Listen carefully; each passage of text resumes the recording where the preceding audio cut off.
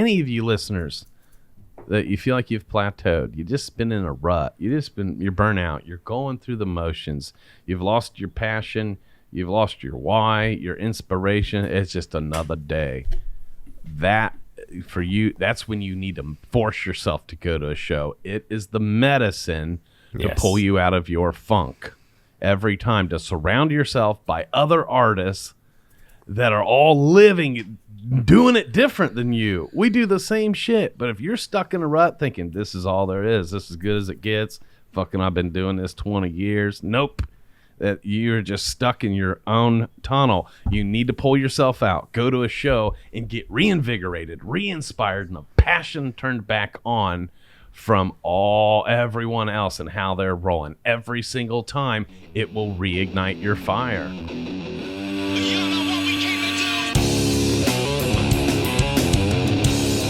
Hello, friends, and welcome to another episode of Tattoo Guardians podcast.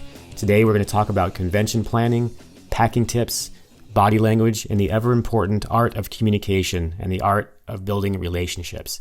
So sit back and dive in with us as we explore another episode of Tattoo Guardians podcast. Hi, Hip. Did you have something you wanted to ask? Hello, gentlemen. How are you today? Good. Did you run here in that jacket? I did. Awesome. I came from spitting some bars with Flavor Flav and the boys. Man. Okay. Tight. I was about to say, it looks good on you, man. Thank you. Not everybody can pull off a tracksuit. I've not tried it myself. You pull it off nicely. Yeah. Yeah. I appreciate that. I think Riley would be proud. Riley would be proud. And Riley kills him. Yeah. He does. And I used to rock these back in the day when I was in a band, and it was back when like Korn was big. I wasn't necessarily doing it because, I probably was doing it because of Korn. But my daughters bought me kind of like a tracksuit, but it didn't fit. And I was like, well, you got to go to the big and tall section. And I went there and took their gift back and seen this. And I was like, you know what? Fuck it. I'm just using it for exercise. And I put it on, zipped it up. I'm like, this motherfucker's comfortable. And I looked at myself in the mirror and I was like, who the fuck is that? And I've just been rocking it ever since. Yeah, because it's the full suit. You got the pants and shoes, everything. Well, not the shoes. I got my Hey Dudes on today because I'm taking it easy. I don't know. You got me thinking. Maybe I'll run out and try one today. I'll see if I can pull it off. Fuck yeah. We'll see. Yeah. I don't know. That becomes at conventions. That becomes the Guardians look. That's how you spot a fellow Guardian. That's right. Fuck yeah. Full three stripes. I'm kind of liking that. Yeah. Yeah. 3 stripes. So then you got like there's your logo. 3. Fuck yeah. 3 stripes. Three hosts. Mm-hmm. Oh shit. Ninja Turtles have 3 fingers. No, so I got something to speak on before we get into our topic today. Okay. And so on the way here, I picked up Matt's mom to bring her up here to babysit so we could record. And on the way here, she was critiquing me on how I am on this show, and she just begs to see my eyes. She said I have beautiful eyes, and she didn't know if I've ever been told that. And I told her I used to get told that a lot as a child. Matt even told me to smile with my eyes, whatever that means. So I'm going to attempt to make eye contact with you gentlemen more often and to the audience so you can see my beautiful blinkers. Oh shit! Tracksuit and blinkers. Damn. Damn. Now, for clarification, I didn't ask or tell you or make the request for you to smile with your eyes on this show. No, so this used to be my fucking picture face. Yeah. And then Matt was like, it's kind of cheesy. Smile with your eyes. There you go. And look more You're authentic and candid. And I was like, think I told you that like 4 years ago. You did. I can't believe And it's taken me so long to be able to do it. I mean, I've done it for the past couple years, but how do you smile? Right. Most people we all kind of develop kind of like that face you were making. It's like, I know I'm going to look silly in a picture, so I'm just going to go ahead and make myself look crazy. Right. We all do a version of that. Yeah. Like I always feel super uncomfortable when someone tells me to smile. I'm like, I don't know. Yeah. That's when the whole hands thing starts coming up. Right. To do, you know? Yep. And it's tough though, because I think why I told you that is because, like you said, everyone does that, Josh. And most people, when they take selfies, they stick their tongue out, they open their mouth all of a sudden. Like people put the camera up, now everyone's like, you know, and that's so overdone. Yeah. Which is why I think I was trying to tell you to not do that, since the whole world does. Right. And everyone is uncomfortable around picture time. So like Josh said, they'll just, you know, own it, but then make a silly face. But to me, since everyone's doing it, and it's like insecurity on blast mixed with trying too hard, that's just which my is opinion. exactly what it is. So yeah, part of my commitment is to speak to the camera more directly. And you know, it was funny when she brought that up, because I'm looking up and I'm looking down, and yeah, I'm reaching for things to say, but I don't know if it's a lack of confidence, I guess. So yeah, I'm going to be working on that. Guys, it is officially 2022. It is. We made it. Let's just stop and thank God for, my God, the craziness. Everything that's happened in the world, in our lives, collectively, individually. We've been through so much, but somehow we're still here. Therefore, we have been brought through so much, so many storms. We're still going through it, but let us stop, smell the flowers, and be thankful. We're still fucking here. We haven't podcasted in weeks. Look, the three of us have reunited again in a new season, a new day, a new year. It's 2022. And as many things to look forward to on the horizon that is exciting this year, one huge one for our whole industry is I truly think and believe that we're all going to get to do conventions for real in 2022. Yes, what do you please. guys think? You think we're going to get to? I think so. I mean, it definitely feels like it. You know, we've had to plan Evergreen, I don't even know how many times now. I think 6 times. It keeps getting changed.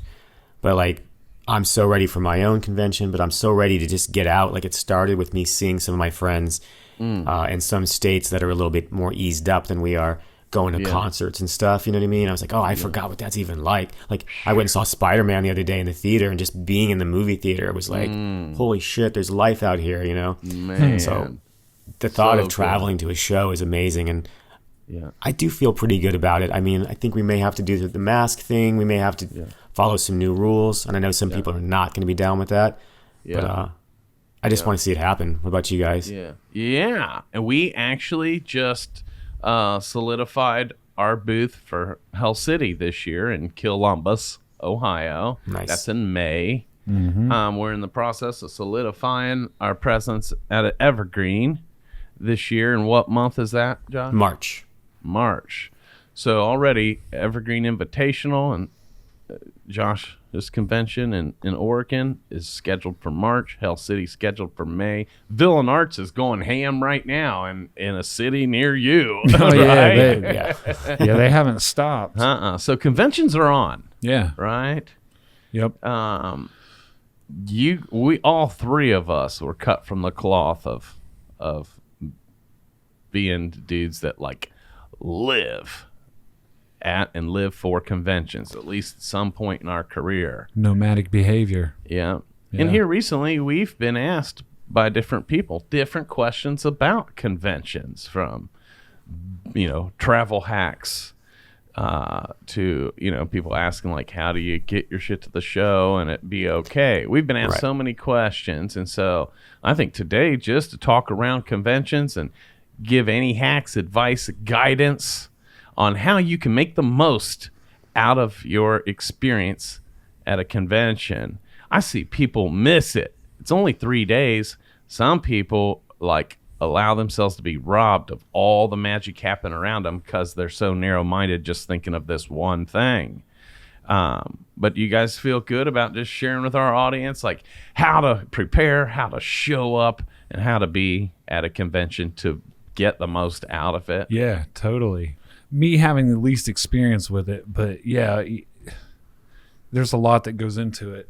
And you know, when it was on TBM, a person actually had brought that up that I can remember. I know you said, you know, a few people would ask the questions about it, but I remember when I'm talking about something, and I was just thinking like, I have the worst luck with my ink exploding. I've driven to conventions and my ink explodes, so I don't know if I'm just cursed. I remember like helping Pooch set up at Evergreen, Right. the last one we had, and I was just like, dude, what do you do? Now he's got a very sophisticated way of doing it. Plus he sends his ink with World Famous, and they basically, you know, they're already shipping hella fucking ink bottles. Right. So, you know, what's another 100 bottles of ink? And the cool thing is that particular brand, I wish the other brands would follow suit with the way their bottles are capped. Like, I really appreciate that. Yeah, World Famous, they worked on that for a while. You know, they were kind of advertising that was coming for a long time. And I kind of had actually forgotten about it. And when I finally got the bottles, that, you know, it's like, oh, is this hype really anything? And I've really not had any issues since I've had those bottles. They're not the easiest to just, like, if you're just used to the regular bottles, it's a little harder to get used to, like, exactly where to put your thumb to kind of close them and snap them. But I think they may have solved some stuff there, because I've never had anything explode while driving. That's fucking crazy. It is. It's such a problem when your ink does explode, because it takes one little tiny drop of black, right? And then it just smears across everything, gets all over everything. It starts your weekend off on the wrong foot, which is like the last thing we want to do.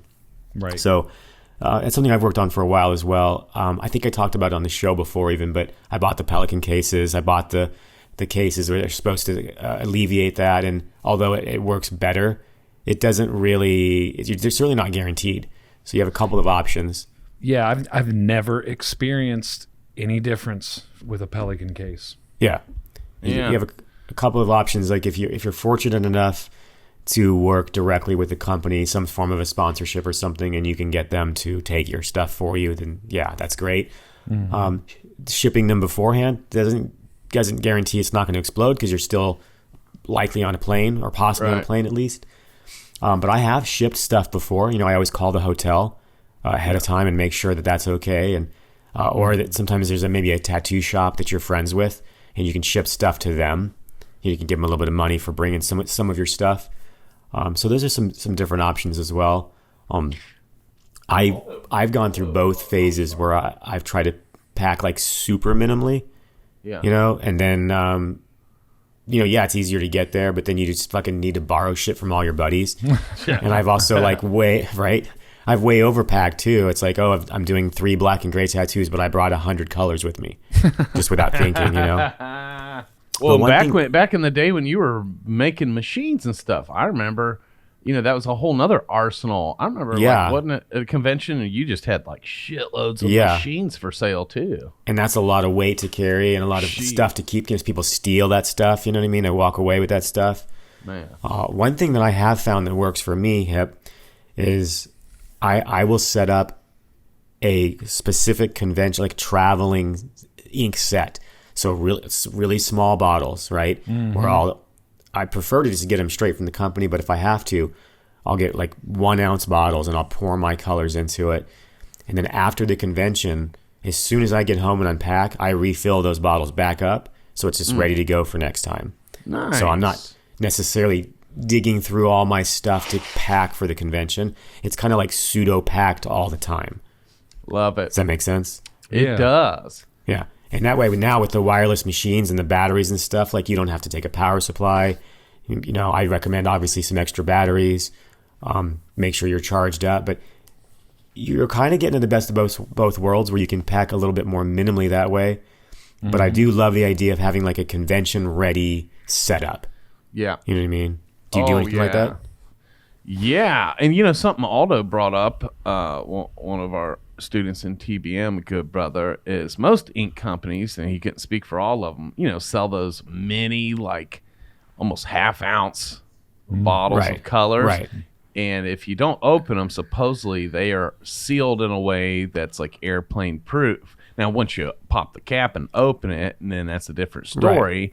And so he'll buy, since they're just tiny ones, a miniature set and not open them to take on the plane for the convention. Now, see, that's a great idea. Yeah, because of how they're sealed, then you're safe. Now, apparently, you can get, most ink companies offer them, but just not every color, mainly like the primary. So at the show now, you'll be having to be a real artist and mix your own tones. But that's another way to get there, you know, safe. Right. I always forget simple stuff too. Like, I'm always like, oh, I'll just run to a Walmart to get paper towels, stuff like that. And then, of course, the Walmart's on the other fucking side of town, you know, Right. and then you still end up being that guy that's like bumming around asking for paper towels or, you know, can I borrow your armrest? I hate being that guy, you know? Yeah. So Yeah. it's almost, I try to pack as light as possible, even if I'm driving to a convention and it's like a real quick trip.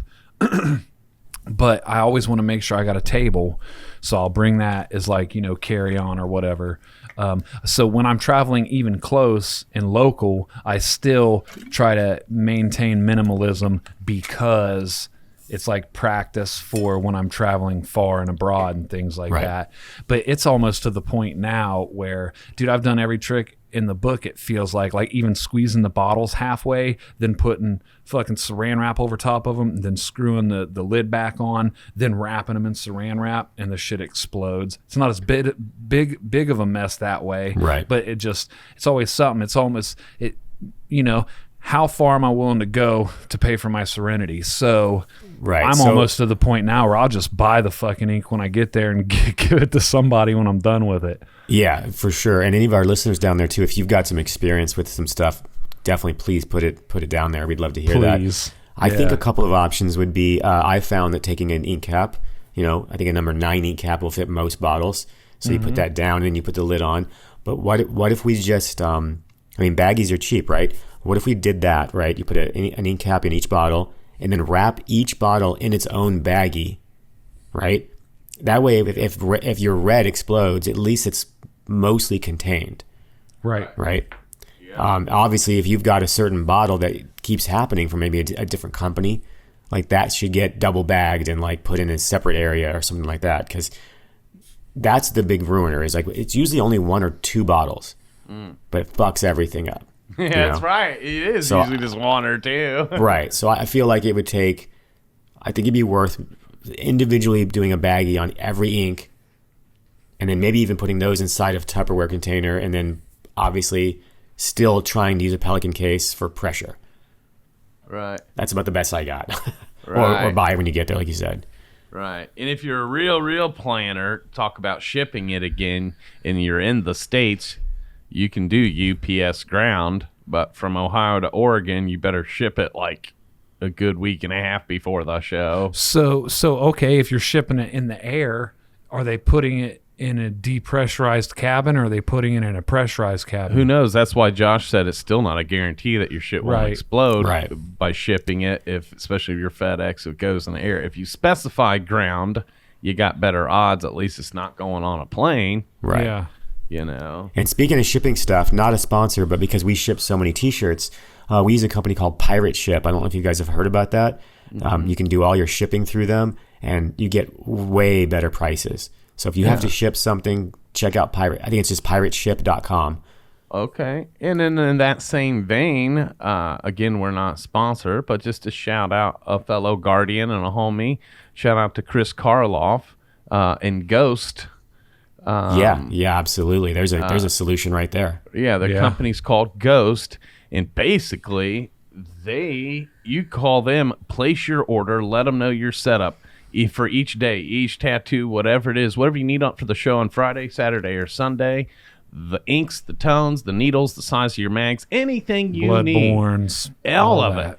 And they customize your own setup, your own kit in the Ghost box, and it is at your booth when you arrive to the show. It's a company that's taken on all of the responsibility to get your setup to your booth for you on your behalf. And what is it, Josh? Ghost something, right? You know, I should know this because he's a good friend of mine, but Yeah, I can look it up. Yeah, and he was. it's in a tattoo fantastic idea. I mean, there's your Yeah. answer right there. You know, Okay. I know it Yeah. probably sounds like a sponsorship. Again, we are not sponsored by them. I've Yeah. known Chris for a very long time. Good friend, Yeah. brilliant guy. I think it's a great idea. Because I was going to kind of dive into one of the things that I like to do is I like to take gallon-sized baggies, and inside of that baggie is everything I need for one tattoo, right? So it's got like some lap cloths, it's got a handful of ink caps, some individual packaged hustle butter. That way I can just grab one of those and it's pretty much my whole setup. Yeah. Like even, I know I'm going to use a 17 curve mag for every tattoo. So I'll even have that a cartridge in there for that. Like I'll take other cartridges, but I have this 70% setup. So now, are you talking about premeditated tattoos you're going to do, or just whatever might happen to show up? Well, I try to book myself for shows nowadays. More than anything, it's for stress because I wanted to be as prepared as possible. Yeah. So, I mean, I would do it for either. But back in the day when I would just take walk-ups, yeah, I just kind of had this many baggies. I knew I had this many tattoos that were ready to go. I always had extras as well. Mm-hmm. I was always overpacked in that area because sometimes Cody Henning's a great example, great guy. This guy's always got a full setup in his vehicle. He's ready to go. He drives everywhere too, doesn't he? Yeah, and he just got a new badass van as well.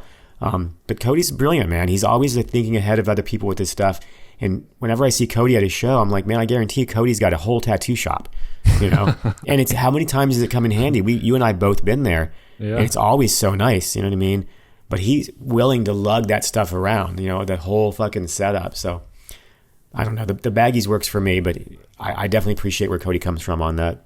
Man, totally. Yeah, if you get a chance, hit him up and check out that new van that he's got. It's badass. Okay, yeah.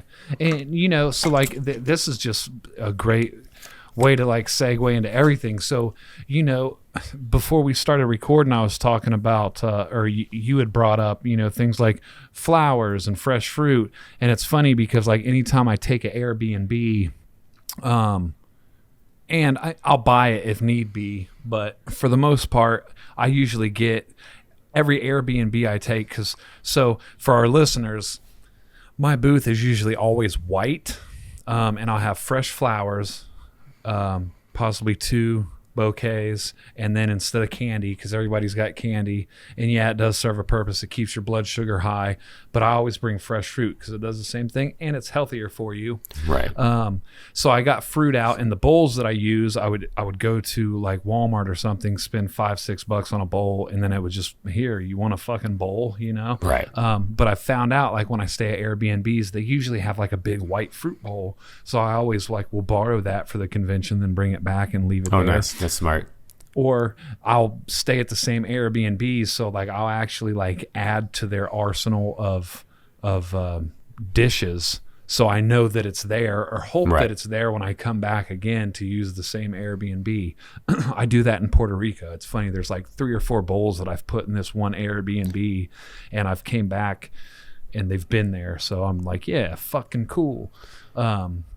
So yeah, that's a hack that I do. And see, I noticed it's really noticeable that you guys do that too. You know what I mean? I caught onto that early on. Your booth always shines. You know what I mean? It's these little things make your booth very attractive to come up and not only get a piece of fruit. I've also seen you give, I've been the receiver of flowers as well. Little things like that go a long way. You know what I mean? Not only just setting the pace for what the convention is going to be, but if you're just meeting somebody for the first time, it's kind of setting the pace for what you're like as a person. As you meet this person and your booth is so nice and presentable, that speaks volumes. So you want to remember things like that. And for people that are coming in that are scared or nervous, it's their first convention, we look like a very intimidating bunch, and we apply the same rules at aisle 9. So we want to take the fear, because doing a convention, once you get in the routine of it, it's just second nature. It's a second home. Right. It's not intimidating to us anymore, but oftentimes, we, and me personally, I forgot about the comfortability of what the client or the first timer is feeling. So I want to make them feel approachable. And maybe some people may not be comfortable with skulls and death metal and the Virgin Mary with her guts hanging out behind you, even though those people are fucking sweethearts. I know a bunch of them. But for first time introductions, I want people to feel comfortable and that they can approach me, Yeah, and for sure. That was learned from Matt. I think the first time I really seen how he got down, we did Sturbridge. Yeah, and he literally probably spent brought some of the plants we had from the shop and then spent another $400 on pots and plants, and it looked like a fucking it looked like the outer part of where they sell things at IKEA. Right. It stood out a lot. Yeah. And another thing that I learned from him is like, if you got a split booths, totally fucking cool. I would say be aware of the bedfellows, who you get in bed with. If you can afford it, get your own booth, because one, you're spoiling yourself and your client, and you've got complete control of what it looks like. And get a big one. So you've got tons of room. And, I've done conventions where we're fucking packed together like sardines. I've also got my own booth, and if I can have my own booth, I definitely prefer it. And, we were talking about, I was saying, Josh had brought up the bowl, or how we have fruit and flowers and stuff. I learned it from you. Yeah. And I didn't really catch on until I started getting tons of compliments from people. And now it's to the point to where if I got a client coming in, it's their first time, they're showing up for the convention, they're like, where's your booth at? I'm like, oh, you'll be able to find me. Just look for the only white booth with fresh flowers on the front table. And they're like, huh? And I'm like, you'll totally see me. And they do. They find me every time. Like, right. I think that over the years, here's just a couple of things that I've learned. I think that that's a great way, just the presentation for one. Yeah. But I think I've talked about this on the show before, but St. Mark taught me this, like you've got to see if people going down these aisles, right? Mm-hmm. And everybody's portfolios that's what you want to attract them with, is your portfolios. But when your portfolio is laying down on your table and I've already got 3 or 4 people in front of me, I don't even know if it's worth making my way over there. So I've always framed my favorite tattoos that I've done, right? Yep. And I put that up in a nice stand, so my pictures are standing up. Yes. So when you're walking by, I don't care if you're all the way across the other side of the aisle, you're going to catch that, and you're going to be attracted to that booth and go over there to look at more work. So that's something I've always done, and I think that makes a huge difference. It's a little bit of a pain in the ass to travel with a framed, because it's like, I think 16 by 20 ish, right around there. Mm-hmm. So I bought the big enough Pelican case that I can put the frame like inside the case and the cushions and all that, and it still breaks sometimes. Mm-hmm. You can put your iPad out and have like a slideshow going, but there's just something really classy about a nice framed artwork. Yes. You know what I mean? If so, that's something that I've always done, and it definitely, early on when nobody knew who I was, the work spoke for itself, and the work would call them over to start that conversation about a possible new client, Yeah. Brian Brenner is, because obviously St. Mark taught you that. Yeah. Him and Brenner rolled together. Brenner is my mentor and taught me presentation. So absolutely. Everything I taught you, Hip, I learned from Brenner. The difference is we put our own spin on it. Like, my booth is full of plants, foliage, flowers, candles until the fire department makes us blow it out, and fresh fruit, right, in frame. So to where a dude like Brenner would say, like, we really girlied it up, right? Mm-hmm. And I think there's something extra classy about 2 dudes who look a certain way and then having a booth that's just all touched with fresh flowers, candles, like classy, feminine, whatever you want to call it. It's a nice dynamic for a dude that looks like you, to be surrounded with some class and some beauty. I myself, since I've always had, I'm going on 21 years of having dreadlocks and a beard now. And so I always joke and tell people I'd try and look good from the neck down, which is why oftentimes I'd show up in a 3-piece suit or always dressy to balance out this jungle on top of my head. So, because people are expecting me to wear patchwork pants and have a fanny pack with some like hemp necklace and like I blow glass, some kind, bud. And so the dynamic changes huge, and it does take effort.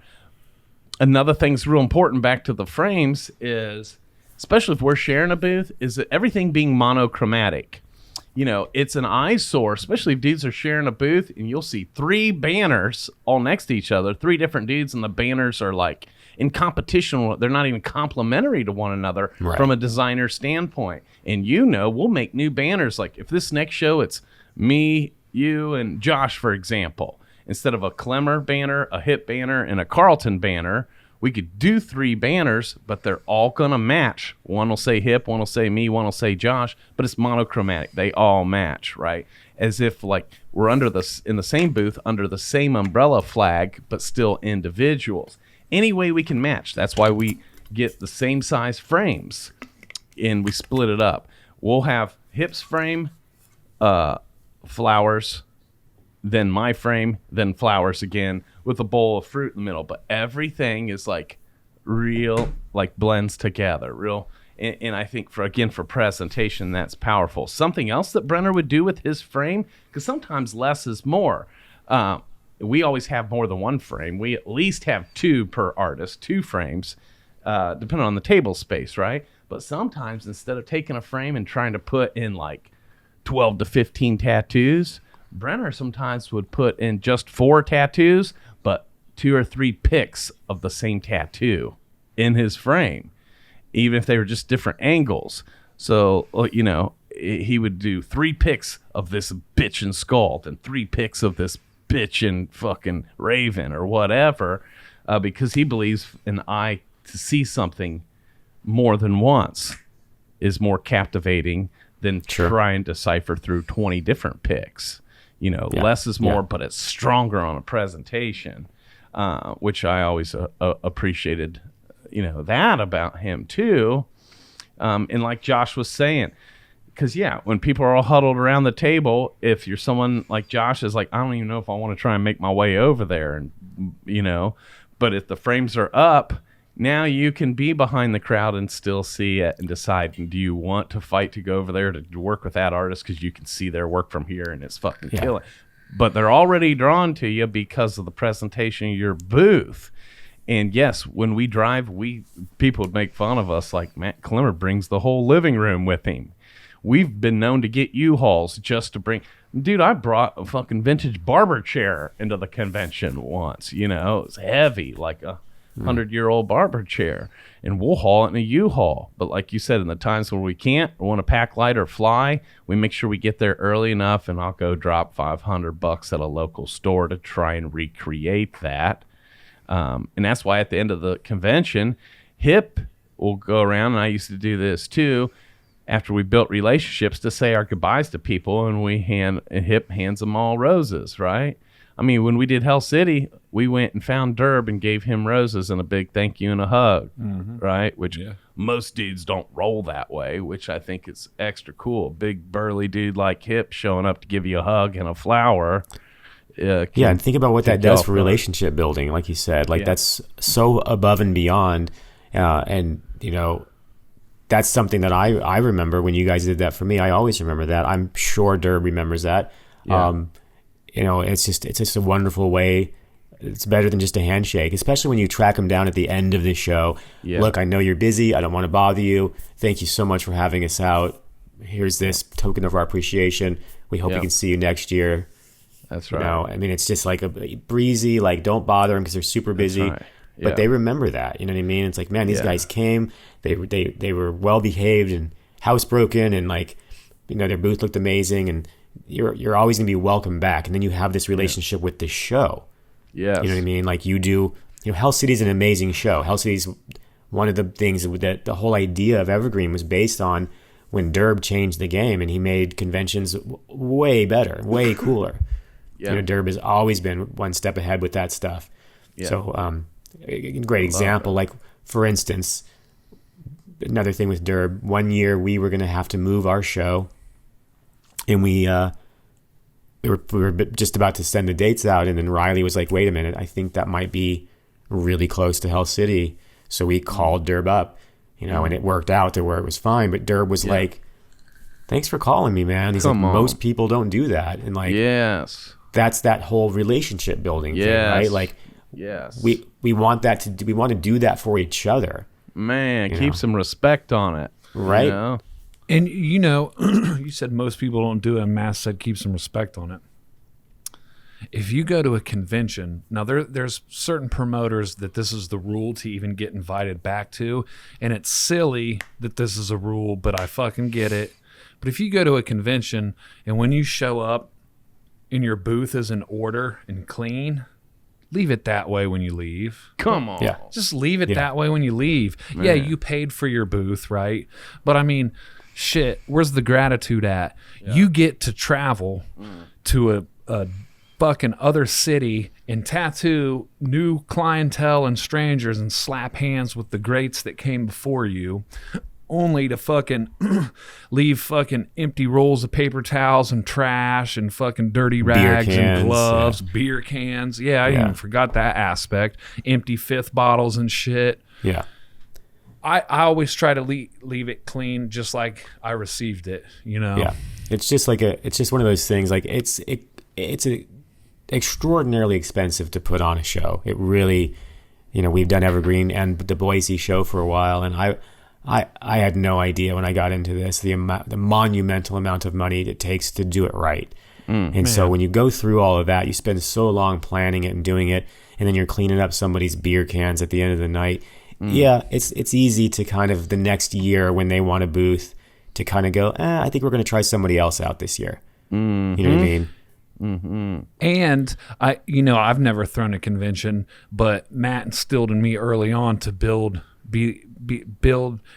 relationships and network with people, especially the promoters. So when the first time, I went to Villain Art's show, like I went straight up to Troy, I introduced myself, asked if there was anything I could do. Some people kind of get weird at that, and that's all right. I'm still asking to be of service. Yep. But I went to Evergreen and I got there way early and have been lucky enough each year to like show up.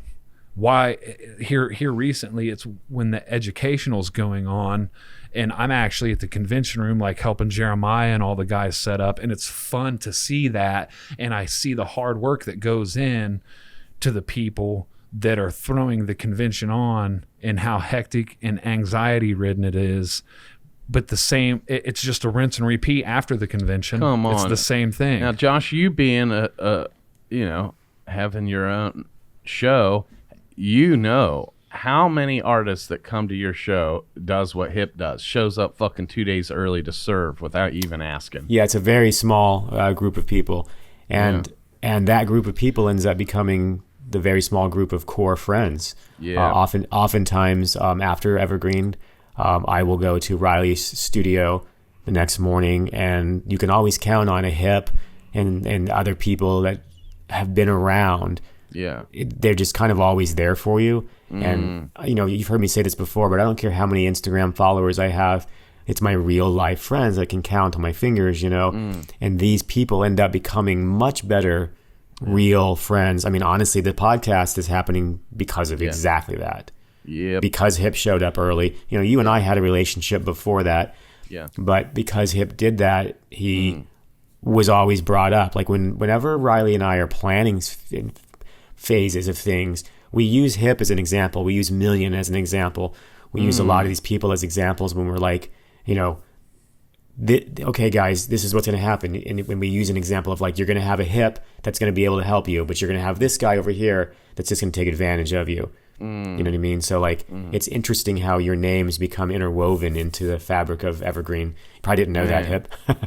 No, I didn't. I really didn't. And like, the cool thing is like I can hear this and I can receive it, and I'm like, yeah, fuck yeah, I'll take that. And it's like, yeah, you're on a podcast with Josh, and all this spawned simply because like I was just grateful to be given a booth at a convention and showed my gratitude. And really, it's the funny thing is like, you say come with a servant's heart. I was coming with a servant's heart, but like it's fucking fun the whole time. Like there's free fucking donuts. Me and Jeremiah and Thalassa and fucking Ditto and everybody are all fucking like dicking off but getting the job done. Ed's walking around fucking being goofy. Nikki and Aaron, it's fucking a blast. Something else is real important is your consistency in that. for all of our listeners that think, okay, I'm going to try and do what Hip does, and I'm going to show up to the show early with a servant's heart. And remember how you brought up sometimes when you do that and you go and introduce yourself, it could be perceived as weird. For starters, because whenever you give to the world for no reason at all, people are caught off guard. What's really his motive? They question. What solidifies that you're the real deal is consistently being that person every time, whether it was received or not. Because if you listeners going to try this once and be like, oh, it didn't really, make an impact, it didn't work, and so you don't do it no more. Well, that's why it didn't work, because you're not really being that way from a servant's heart. Because if you really got a servant's heart, it's just on always. This show, next show, the next show. And the consistency is what helps people receive that you are the real deal, because you always do that, not just once, right? So it's the first time you went to Evergreen, you did that, but and you stayed after Servant's Heart, but you back it up with your word and your deed, but then you did it again the next to where that's believable. Fuck, that's just how Hip's the real deal. You've proven it from consistency, right? And kind of like what we talked in the past, when you give, if it doesn't appear to bear fruit in the moment, it does not mean you did not have an impact. It's just like you planted a seed with that person. But for your consistency is watering the seed in sunshine, and so it actually sprouts a relationship, right? It takes consistency more than just a one and done. And that's what I appreciate about you, Hip, because you're about it, but you fucking are your word. You back it up every fucking... And no one asked you. That's why I'm always impressed with Hip, because whatever I teach him, he takes it to the fullest, puts his own twist on it, and then goes the extra mile. You know what I'm saying? Nice. And you never know who you impact, too, because sometimes it's really difficult to tell. Like, I've definitely given and felt like the other person was kind of taking it as weird and was kind of quiet about it.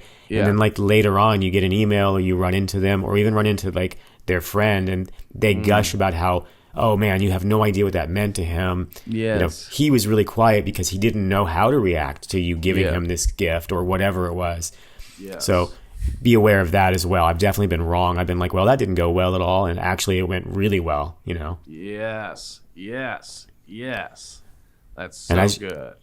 As you were talking, I just started thinking about just some kind of like general, as someone that puts on a show, a couple of tips for people that are, looking to get into it for the first time.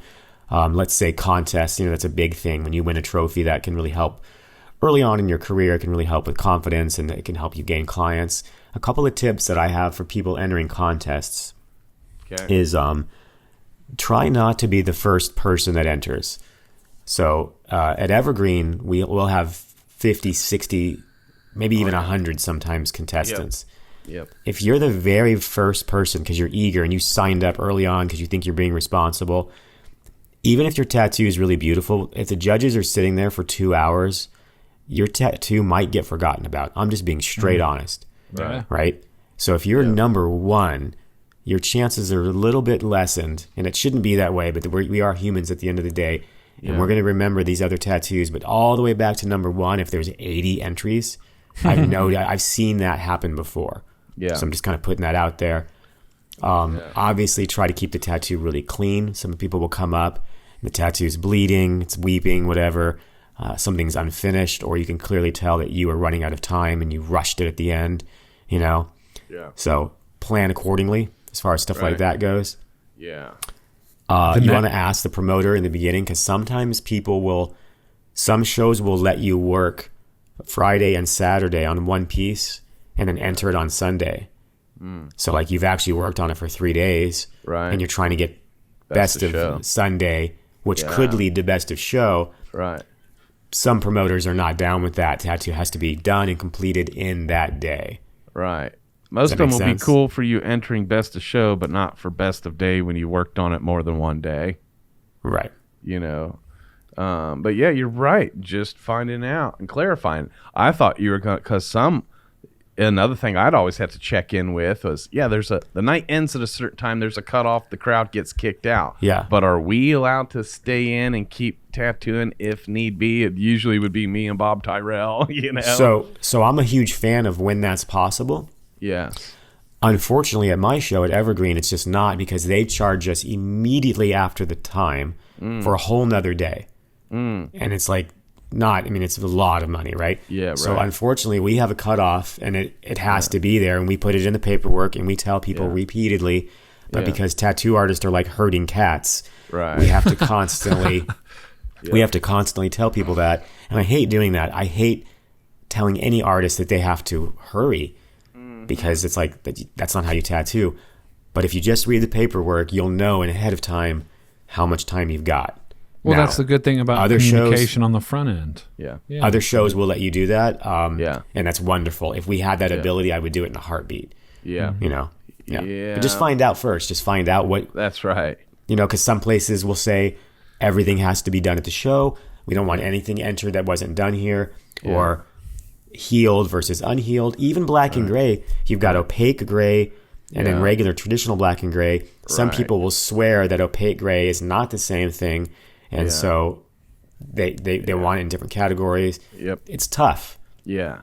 Yeah, it really is, man. I'll tell you, like you said, herding cats. Even the shows that do have a definitive cutoff, like yours, herding cats, it's still hard to get all the motherfuckers out when it's time to get out, right? Yeah. And you know what? I was at the Boston Tattoo Convention. They didn't fuck around. They just had the Boston PD come in and fucking make us get out. And I remember the cops were giving me an ultimatum. We can put handcuffs on you right now and arrest you, or you can fucking get out. Like, and I'm like, damn, okay. Let me just grab some Sanoderm, and I guess I'll wrap him out here, like.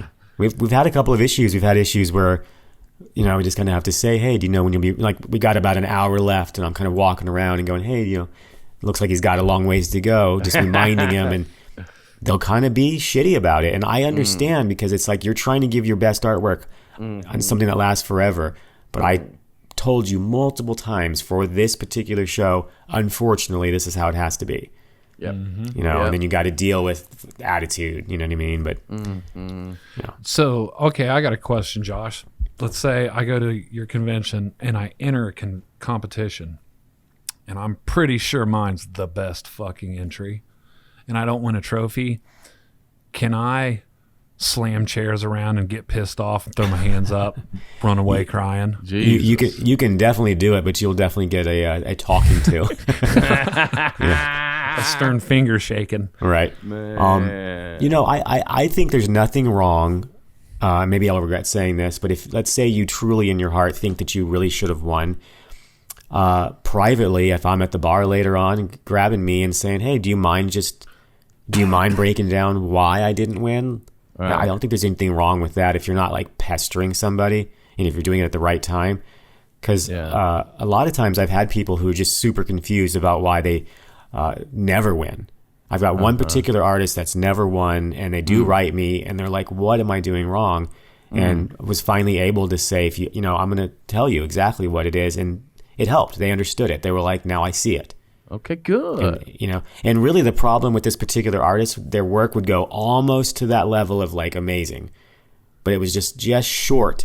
Yep. And because it's evergreen, everybody else is amazing. That's right. So like what'll happen is this particular kind of artist will go to other shows, and they'll just win trophies all the time. Right. So then they come to Evergreen, and they're so used to winning, but you're competing against Nico, right? You're competing against people from other amazing artists from other countries. Dennis Savak. Yeah, we're not talking like good enough. We're talking like holy fuck. Right. So don't necessarily even feel bad if you don't win a trophy, because it's all, a bowling trophy is technically better because at least you actually bowled that, right? It's not somebody's opinion, And you know what? There's so many variables because it depends on the judges. Last Evergreen, I was one. I had the honor. Josh, I think it was Josh or Riley, one of them came and asked me to judge. I was just so fucking honored, right? And I can't believe there was three of us. It was me, Chris Karloff from Ghost, who I brought up earlier, and Tommy Altman. On this particular day, it was us three. Another cool thing that Evergreen does that other shows don't is they'll take a digital photo of the tattoo you're about to judge. So when they come up on stage, I can see the tattoo live in person in the flesh. And we have it on a tablet You where can we recall can hit recall it, pull it up, zoom, be able to look at it through a different lens. But we have the best of both worlds. And I thought that was a nice touch too. Even if it comes down to like some close ones, a tiebreaker, we can pull them back up on the tablet, and us judges can talk about it without having to be in earshot of the actual contestant. And we can pull the contestants back up too. But I learned right there how and me and Tommy Altman couldn't have had more different perspective. Like what he thought was amazing, I thought was just fucking average. And what I thought was amazing, he acted like anyone could do. Like I couldn't believe how differently we thought and perceived, and then Chris Karloff would swing either way. Like there's times he'd agree with me and there's times he'd agree with Tommy. But that just let me know, like, holy cow, these people's fate are up to our 3 opinions. And I thought that was cool until there was someone that I didn't agree with their opinion like so much, and maybe be like, well, this is fucked. You know what I'm saying? Yeah, but that was just my opinion, Yeah, I've been up there and like straight up, like we had to argue. And one of the things I hate to do is to call 2 people back up on the stage to rejudge because you're kind of already giving it away. Like it takes the whole thing away, So I've gotten into like straight up arguments. So I'm like, to me, it always comes down to like, could anybody in the room do this? You know what I mean? Like, is this special?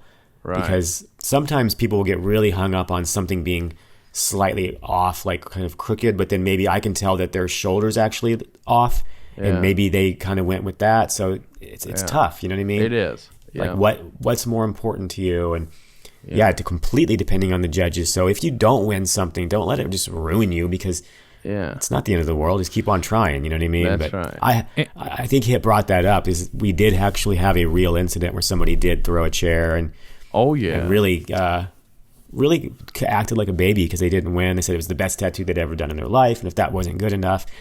But after kind of calming them down, we were able to talk to them about some reasons it didn't win, and it made sense. I think we should say his name. Call him the fuck out right now on this show. and it made sense, and it helped him. Here's the win, right?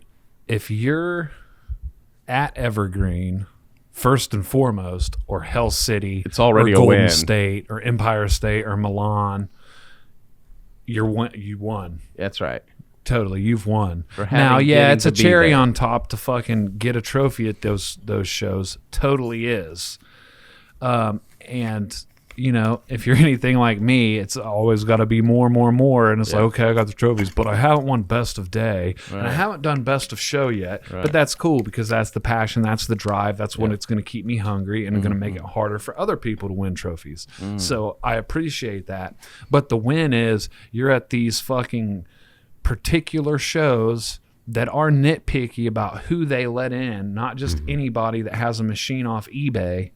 And you're there tattooing against fucking champions, predecessors, people that have been doing this. Skills that you're applying, ink that you're using is name brand ink that with their name on it because they're sponsored for so long. The techniques you're using are from videos that you've bought and watched and learned from the people you're competing against now. That's fucking dope. And I lose sight of that a lot. I'll be the first to say, like I lose sight of that. Yeah, I really encourage. Sorry, totally interrupted you. Go ahead. No, I was just gonna say I really encourage, no matter where you're at, like I've always believed it's student for life, and come on, take the time to walk around that convention and look at people's portfolios, strike up a conversation. You might make a new awesome friend. You might find somebody that is very similar style of tattooing or doing something that's groundbreaking. When you sit in your booth and you kind of play the cool kid tattoo artist, you're missing out on so much. Yep. I always see people just like sit in their booths and kind of complain, and then you've got other people that are thriving, and there's a reason that this keeps happening to you over and over and over again. Yeah. Why is this booth thriving and this booth is not? Even if you're a good tattooer, if your communication skills are poor, you know what I mean? Like, don't be afraid to get out and walk around and talk with people and really kind of live in the moment. Like, I'm here, I'm at this show, I'm going to be present. I just wish I would see more of that, When people come to your booth, don't be backed away drawing, and I'm Yeah, guilty of thank you. this, as well. I've done all these things that I'm talking about. Same here. Stand up and shake their hand and greet, hey, what's up, man? What brings you here today? What am I going to tattoo on you? Fucking bust their balls a little bit, chill, kick it with Right. them, make yourself approachable. Yep. Speaking of, Josh said, communication, especially when we're tattooing in our booth, this is where the power of body language for communication shows up. Because, yes, you may be in your zone. You're working on a piece. You're trying to get it done for judging tonight, so you don't have time to deglove and wrap every time someone comes up to your booth. So here are two very important things for the artwork, for the art form of building relationships. Number one is your eyes again, like you smiling with your eyes, and your body language. And when I'm tattooing, anyone comes to my booth, I can acknowledge them every time with my eyes and my body language, head nods, and they can feel welcome, they can feel loved, they can feel received, because we all just are wired to want to be liked, right? And I can make people that come up to my booth feel immediately liked by me without ever having to use words. Now, yes, I will use words, but the power of body language is so important. That made me think that when you said, hey, don't have your back turned, whatever, when you're guilty of it. No matter what position you're in, you've got a peripheral. You just know when someone walks up, just give them an acknowledgement with your body language. Say what up, smile, then you can talk shit. So that's important. That's never not going to be a thing. Number two that you can have in place is your own hype man. In your case, oftentimes it's your wife. Man, she's great at it. Right? Yeah. Because, guys, here's three things that represent basically your wealth, your value in your life. Number one, in no certain order, but number one's your net worth, right? How much money you got is part of your worth, your net worth. Number two is your audience / clients, like your clientele, your audience, even on social media, is also what's going to will bring value in your life. And number three is your network of people who you know. The art form of building relationships, I would say, not only is just as valuable as your money in your bank, but more. Mm-hmm. If someone was to come to me right now and be like, Matt, let's say I had 10 million in my checking account right now, and if someone came to me and said, Matt, you got an option. We can either remove all of your relationships and you can keep your $10 million, or you can keep all of your relationships and we're going to take your 10 million. Choose. Now, I would win either way, but if you took my money, I will be able to run it back because of my because of my network, because of who I know how to build, right? But if I had money but no relationships, it's like the Bob Marley quote, some people are so poor, all they have is money. And the richness of this life is each other and expressing it. Like, yes, $1 in my bank account is a tool to help fund my life, but I'm living life with and because of you in the interaction that we have together. Right? Both fucking matter. Now, Steve Olive used to be my hype man, right? And I remember I was next to Kyle Cotterman, and, Kyle was blown away, and he's like, my God, Matt, you've got the best hype man in the whole world. He fucking loves you. I mean, Steve's jumping around like shouting from the rooftops, motherfucking Clement right here, and he's networking with everyone and making everyone feel welcome, excited, so I can still laugh and smile and use the body language, but I've got a hype man there just fucking off the chain. And so that's real important if you have the luxury to bring someone. But they better be good at networking, making people feel appreciated and welcome to your booth, and they need to be a bridge for you and said client. What you don't want to have is a fucking dud that's supposed to be networking your booth for you. They're sitting on their ass with their head down all day. And even when people come to the booth, they just look up and see, like, if you're looking to buy a print or something, and their head's back down, and they are wearing the boring hat. I'm bored. Yeah. I'm not, you know what I'm saying? You would be better not having anyone in your booth than a dud. Just my opinion. Yeah. But you need to have a front man, a hype man that is excited to be at this show and is excited that you just came up to the booth, to open the door for those relationships to be built. Keep in mind, everyone's intimidated. Totally. Everyone's scared. Yes. Yep. You look like you're the badass we came to look at. You know what I'm saying? And you can leverage that. People have you on a pedestal. You can leverage that. And I used to all the time. I remember, again, back to Massachusetts, there was a whole shop. I mean, as the years went on, people would come up and want my autograph and pictures and all that, which I found funny. I felt like Jesus. The scripture says a prophet is without honor in his hometown. And in my hometown, people's like, oh, he ain't shit. That's just Clemmer. But outside of my hometown, now I'm the Messiah, right? Type deal. I just thought it was funny that outside of Dayton, I'm famous. People want my autograph, all that. But I remember a whole shop came up to me. It was shop owner, 5 of his crew, and 2 apprentices. And they just came up to meet me. And they were blown away because I was actually genuine and I genuinely cared and nice. They were scared and they couldn't believe. And they all asked for a picture. And of course, we did a picture and all that. And so what I'm getting at is everyone's scared and nervous.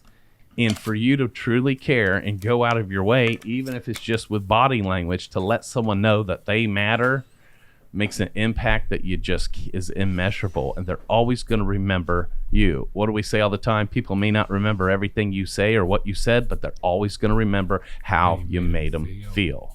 Yeah. Guys, we're going to the shows under the umbrella of the art form of tattooing. Yeah. But the real riches and the real art form is the art of building relationships across the board. Josh brought it up to Gav a few minutes ago. If you're just in your booth with your head down and not out, putting yourself out of your comfort zone to meet other people, you're robbing yourself of so many miraculous things, not only present, but future. The show and the opportunities for you to build relationship, you can look at it as all possible doors in your life. And if you walk through them, how many other doors will be open to you? But you will rob yourself of all those doors that the universe is trying to open for you in your life because you were too cool or too scared to walk through the one, i.e. introduce yourself to your neighbor across the way. It's so powerful. You talk about trophies. I would say at the whole convention, there's really only 10 to 15% of artists that's actually going for tattoo of the day. Not everyone's entering. Right? So what about all the people that aren't even planning on trying to compete with you to take the trophy? Well, what are they there for? Right? It must be more than a trophy. And it is. It's the experience, but it's the relationship. Josh brought up a few minutes ago, hey, you might actually, you don't know, you could meet a new best friend, right? And the answer is yes, you will, 1,000%. And I believe it's a whole setup for you to do that. Like the show will come and go and you had some good times and you laid down a couple good tattoos. But what the riches that came out of the show is who the new relationships you're carrying in your head and your heart and in your phone that you made it that will outlast the show. The show's over Sunday. But if you create 7 to 20 new friendships, they could last a lifetime with way more doors open to you.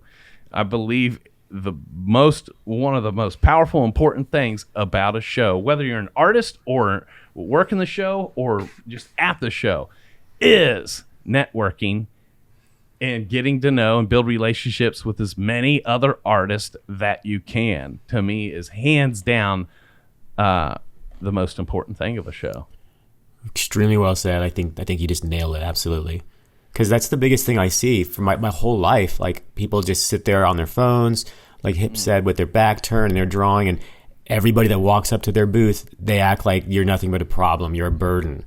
Mm-hmm. You know what I mean? And I have a unique experience of like,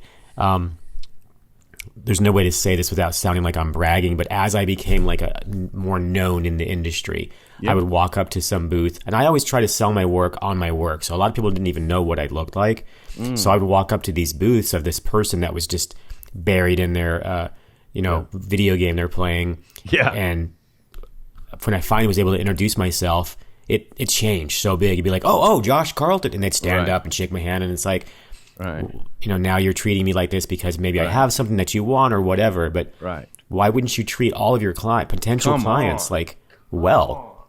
Right? And I never understood that. I never understood it. So I got to see it from a totally different perspective. Yes, you know? brother. Yes. And yes. I just don't. I don't get it. I don't understand why you wouldn't want these opportunities. Like, you really nailed it the way you were saying, like all these different doors and stuff. Like sometimes I want to put on headphones, and sometimes it might be appropriate to even put on headphones to get through a tattoo. But when you can be present and build those relationships, like that's really why you're going. That's right. Even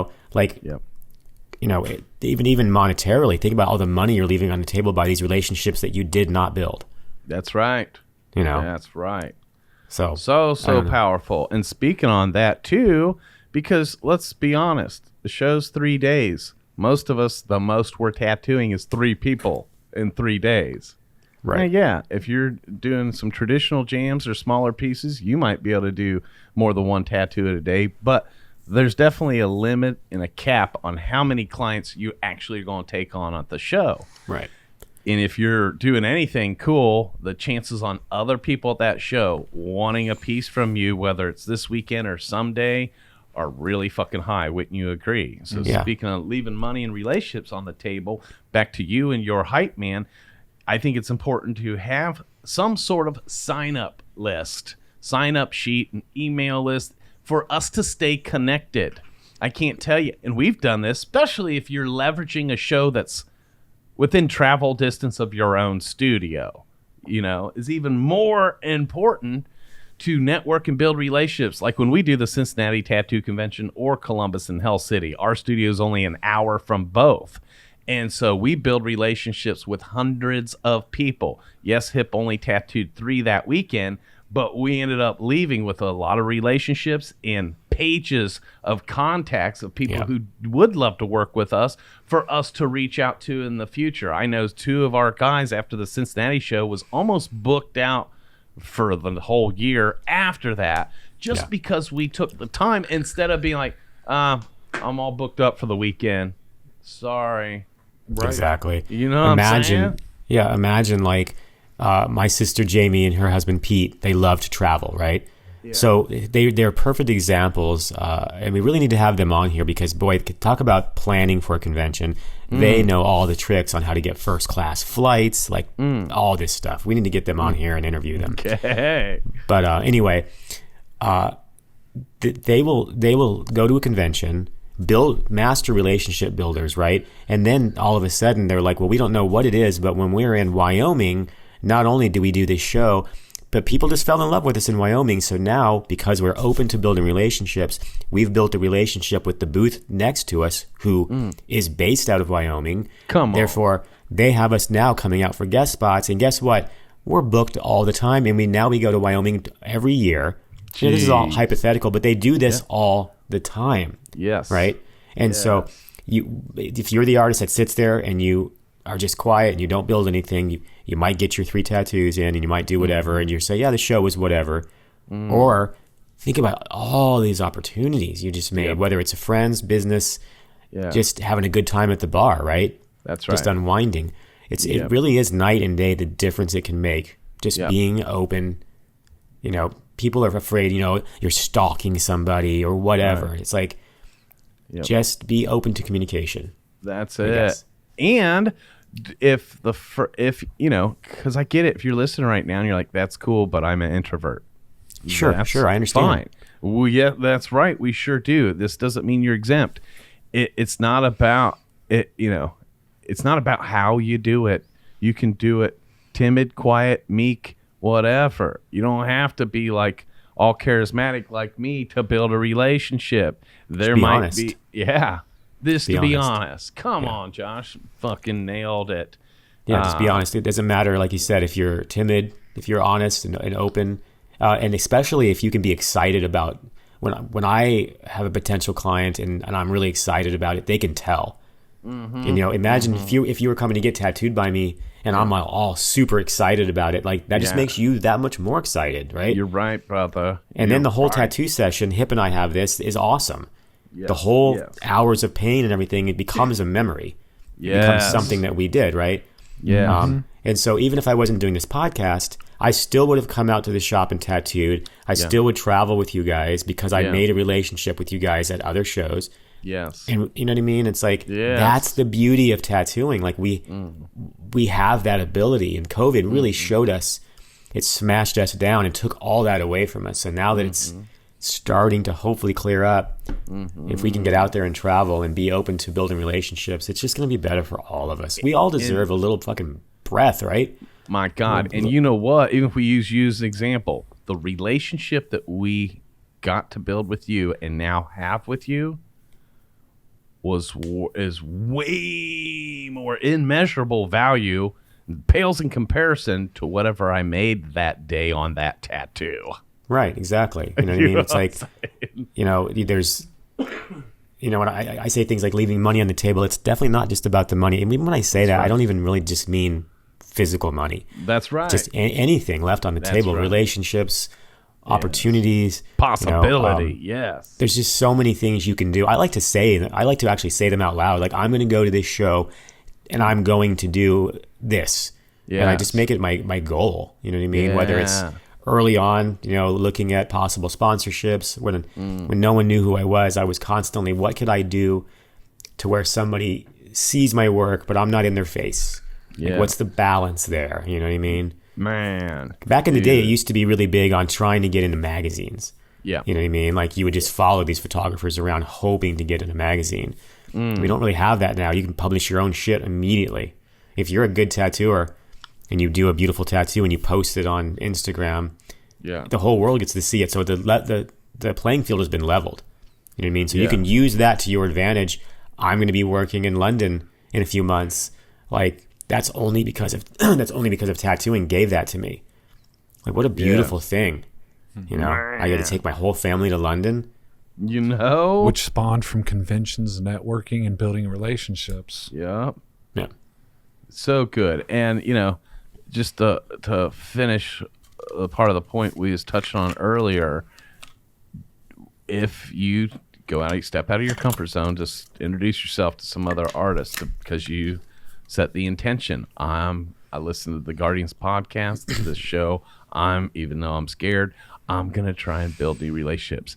If you get cool guyed and shut down your first few attempts, keep going. Do not allow those motherfuckers to rob you of your true tribe. Right. That's just down on the end that you haven't gotten to yet. And I see that happen all the time. And, you know, an artist will try and meet somebody and he'll get cool guyed by the first 3 booths and then shut down and be like, everybody here's assholes. They're usually one-trick ponies anyway. Everybody that I admire and look up to in this industry have all been fucking so fucking cool. Cool as ice, dude. Yeah. Like, I've really... too cool? No, like cool, like humble pie, sweethearts. Okay.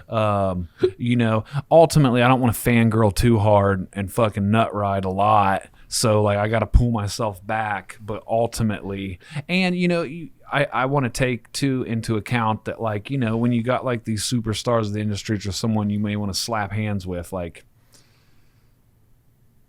keep in mind that they probably get this at every convention, so not to be too crazy with it. But yeah, right. Everybody, the point I'm basically saying is, like, usually, because I've had bad experiences like that as well, and when I have those bad experiences, it's usually from people that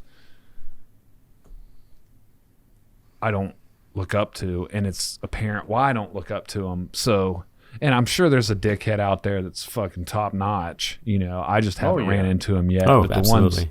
The ones that I have, like, they're all fucking cool. Yeah. Yeah. Man, it's so good. You know, Josh, when you were talking, it reminded me of a quote, and this is from J.W. Von Goethe, I think is his name. But the quote basically says, "A man sees in the world what he carries in his heart." Yeah.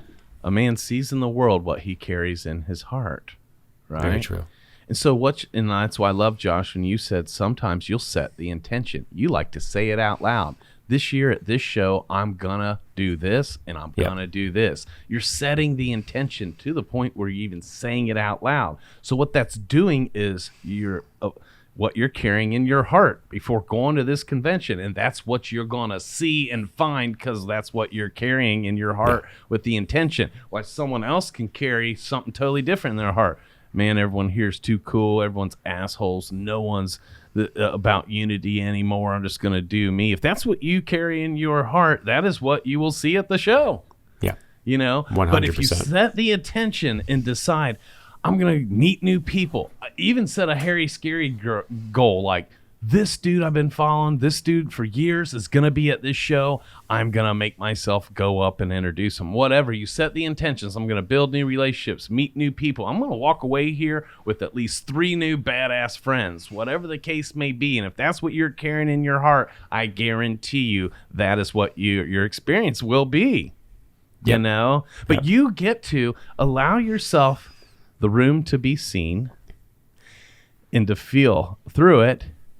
And don't be so quick to disqualify yourself and take your own power and choice out of the equation. That's why I love Josh is giving you the power back. You have the choice on how you want this show to go down by deciding before you even enter the gates on what you're about and what you're going to create and cultivate in your life. To step into that power and watch it unfold. And it usually ends up 10 times better than what we even hoped for. You know, we walk away like, man, I said I wanted to make 3 new friends and I made 30, you know? Now, speaking of something we teach our students all the time is this saying right here. The fortune is in the follow-up. Again, this is fortune beyond money, like Josh was touching on. When I say fortune, I'm not just talking about money. Money follows that energetic abundance, right? And we talked about following up with prospects and clients with the email sign up. You've networked, you got your hype man building the relationships, being the bridge for you, all that. Well, what about you as the artist and the new relationships, the new artists you just met and found, right? To create your own list of the new artists. They're from Albuquerque, they're from New England, whatever the case, and get their Instagram, whatever. The fortune's in the follow-up after the show for you to follow up with your new relationships, with your new friends. My God, brother, it was so nice meeting you last weekend, blah, blah, blah. For you to follow up with those relationships, I'm telling you, is fucking matters. Yep. Yeah. You know? Yeah, and pretty soon you'll have a real network, a real tribe of people that are your people, and that you guys work together and you build things together, and it's amazing. Yep. And a fun side note I like to do, because my antennas are always on, and I definitely, you guys know, we all 3 do, naturally, truly have a heart for people. So we have people's best interest at mind. It's in our DNA. So some of this stuff comes naturally. And as I'm building relationships, as I'm making sure people feel welcome, liked, loved, accepted, we'll fuck with them, right? All of that. I'm also looking for the people that most people overlook, i.e. the hotel workers taking out the trash, the convention, the security guards, who thinks this is amazing. And, you know, there's always a convention worker that took your trash out, or a security guard with a radar that's coming and be like, yo, man, how much for my daughter's name or what? They just want something small. The buzz. They're excited about maybe getting one. And most times our prices, it might as well be like $1 million to them, right? And I've done this several times. Like there was a beautiful woman who, you know, and she wanted her baby's name on her. She was a sweetheart. And anyway, I knew I was booked. I couldn't do it. But this is where I become the bridge. I usually find one worker that I want to bless, accommodate, help them get tattooed at the show, as long as it's like not an all-day jam or whatever, right? And then at the same time, I find the artist who's got a gaping hole in his schedule and ain't doing shit anyways, that happens to do lettering, whatever, and I will set it up and connect them, and then bless the hotel worker and pay for their tattoo. You know, that's awesome. That's something I do a lot, and I think it's just fucking fun too, because everyone else didn't even accept them like they're a part of the show. That's just the worker taking out my trash, right? Right. You just never know how and who you're going to impact, and when you do that, yes, I just bless the worker, but the artist that I included in the whole plan was equally as blessed, right? And they didn't know me before today either. You just never know. And all that shit, like you were saying, is fun. For you to go with the servant's heart, it's fun. For us to show up with a servant's heart to try and bless somebody in the form of a relationship or connect the dots or be a bridge in someone's life is fun. Talk about leaving an impact, leaving it better than how we found it, making someone else always remember how you made them feel, right?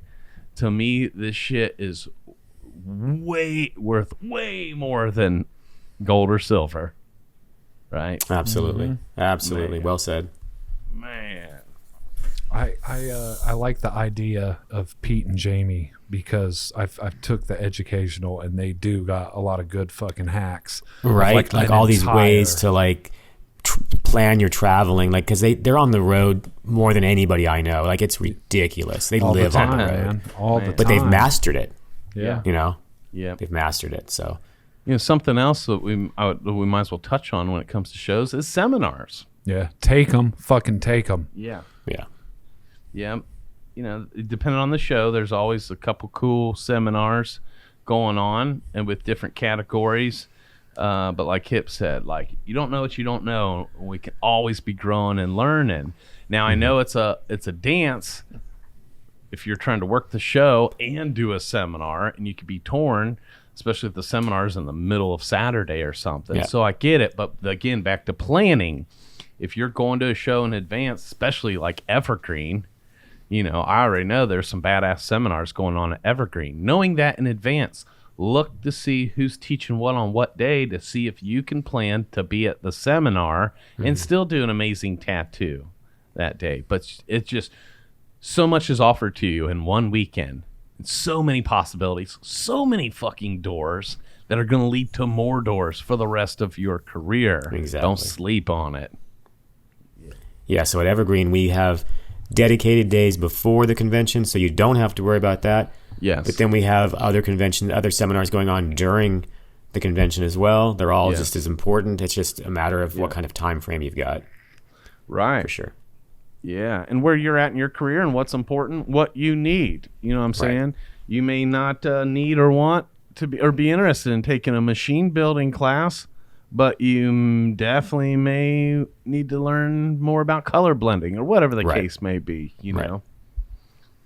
Yeah, I just can't wait to get back to it. I'm hoping this traveling opens up because I will see you guys on the road for sure. As of It's been right way now, too long. Evergreen's my first convention this year, and I'm looking forward to it. I'm already got my days scheduled out because I usually stay a good 2 weeks when I'm out in Oregon to hang out. So yeah, I can't wait. Nice. Yeah. That's so beautiful. And another thing I've never done, but you guys have both brought it up, back to planning. I think you do it. Is oftentimes artists will plan to guest spot at the local shop of that city where the show's at. Instead of just flying in for the weekend and flying out, you making a trip or event about and stay the whole week after. And, you know, you guest spot at Queen Bee and stuff last time. And that's kind of fucking cool if you got it. I think it's so worth it too. Like, you know, you monetarily, you know, being there early, you can decompress because you don't have to rush around. Your stencils are all made for the show. Yeah. You've done a couple of tattoos. You've built some relationships already, right? That's another reason I like the seminars too, because it just lights a fire under you. You're already excited. You're at this show. You learn some new badass technique from some badass artist that you've looked up to, and now you're on fire and you want to release this at the show, right? Yes. So if you take the time to turn it into that, these shows can be extraordinarily beneficial. Yeah. And really Hip said it too, like fun. Yes. Like, this is for us to have fun. We all work so hard. Yeah. It's always stressful. We can have fun at these, you know what I mean? Yes.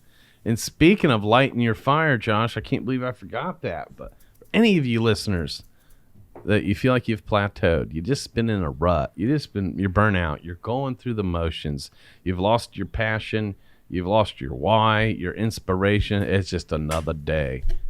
That, for you, that's when you need to force yourself to go to a show. It is the medicine to pull you out of your funk. Every time, to surround yourself by other artists that are all living, doing it different than you. We do the same shit, but if you're stuck in a rut thinking this is all there is, this is as good as it gets, fucking I've been doing this 20 years. Nope. that you're just stuck in your own tunnel. You need to pull yourself out, go to a show, and get reinvigorated, re-inspired, and the passion turned back on from everyone else and how they're rolling. Every single time, it will reignite your fire. Yep, 100%. Yeah. That alone makes it worth it. Man. Yeah, just talking about it makes me I'm fucking ready to go now. I'm saying, dude, let's hop on a plane. Yeah. Well, Good awesome, guys. shit. It was definitely good to be back. It's been too long. Yes. As always, I definitely appreciate everybody out there listening. Yeah. I think this has been about the longest we've taken a break. Yeah. Various reasons. We all had something to do. Yeah. I think I'm building a water slide in my backyard or something, maybe. No. I fucking wish. I fucking wish. I wish I had that excuse.